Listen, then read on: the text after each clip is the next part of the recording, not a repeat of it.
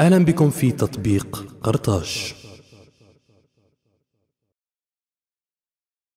Sur la pente méridionale de la colline de Byrsa, fut découvert un ensemble de ruines qui révèlent tout un quartier d'habitation. Les travaux menés par une équipe française dans le cadre de la campagne internationale placée sous l'égide de l'UNESCO ont abouti à la reconstitution spectaculaire et à la compréhension de l'habitat et de l'urbanisme carthaginois.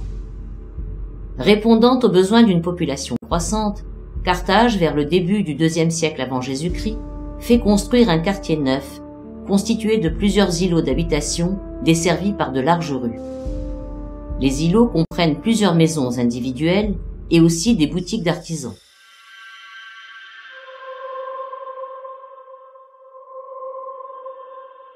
Chaque maison était fermée sur la rue par une porte en bois.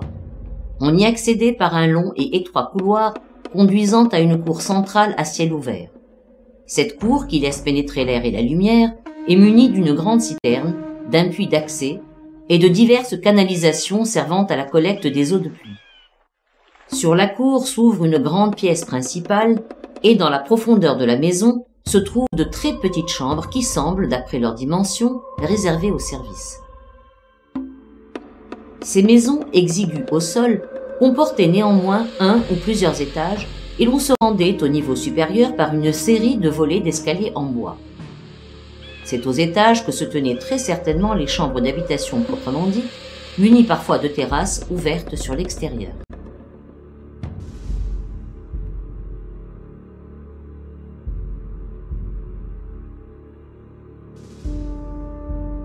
Tout ce quartier fut mis en place après la défaite d'Hannibal à Zama, et l'existence de ces maisons témoigne bien de la vitalité de Carthage à la veille de la Troisième Guerre punique.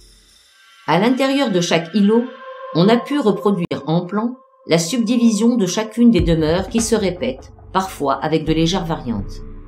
La superficie modeste, 75 mètres carrés environ au sol, laisse deviner que ce sont les étages qui servaient probablement à l'habitat proprement dit, le rez-de-chaussée étant réservé aux communs et aux services, comme en témoigne l'existence de grandes citernes et de salles d'eau. Ce sont ces maisons à étages, ces immeubles d'habitation collective, comme on pourrait les appeler aujourd'hui, abritant d'une population nombreuse, qui sont cités par l'historien grec Appien, quand il décrira la progression des soldats de Scipion montant à l'assaut de la citadelle de Byrsa. Tout le quartier fut détruit, anéanti. Il porte encore la trace de l'incendie de 146 avant Jésus-Christ qui ravagea définitivement la Carthage punique.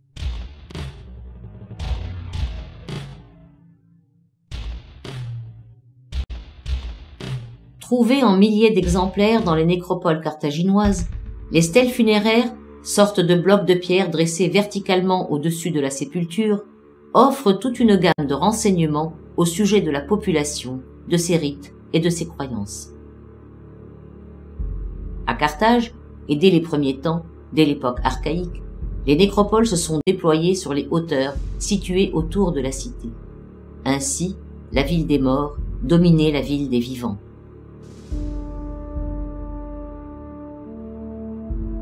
Découverte à la fin du XIXe siècle sur la pente sud de la colline de Byrsa, les demeures d'éternité des notables de Carthage sont creusées et construites dans le sol.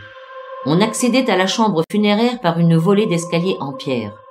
La chambre, située entre 3 et 13 mètres de profondeur, est destinée à recevoir un mort, parfois deux. Installé sur des banquettes construites, le mort est inhumé dans un sarcophage en pierre ou en bois. Auprès de lui sont disposés les objets d'offrande et ce qu'on appelle le mobilier funéraire.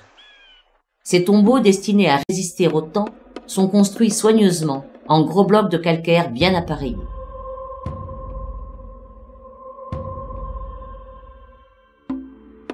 Une autre aire funéraire est représentée par le Tophet de Carthage, le cimetière des enfants. Les savants modernes ont bien étudié la chronologie du lieu, représentée ici sur une maquette conservée au musée de Carthage. Les restes calcinés d'enfants et d'animaux sont conservés dans des urnes surmontées de stèles qui portent souvent des dédicaces et qui prouvent que le lieu était consacré à la déesse Tanit et au dieu Baal-Hamon.